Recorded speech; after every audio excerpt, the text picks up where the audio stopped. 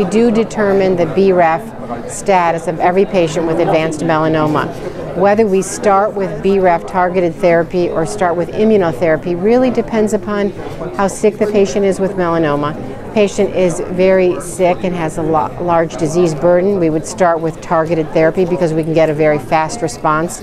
But if patients are not in need of immediate treatment, then we would consider these new immunotherapy approaches. We would use ipilimumab, or we would enroll patients on a clinical trial with the PD-1 antibody, and then use targeted therapies for later in the course of a patient's disease.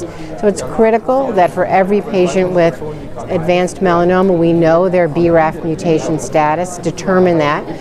If they have a mutation, then it's a question of what's the right sequence. If they don't have the mutation, then we move on to focusing on immunotherapy approaches. It's remarkable that we don't think about chemotherapy now in first or second line. We really think about chemotherapy for later in the course of the disease. So the data from this year's ASCO really enhances what we know about the impact of these new immunotherapies with PD-1 antibodies, with new approaches with IPI, making the treatments better, decreasing the side effects. So it truly is this remarkable time for patients with melanoma and a lot of hope.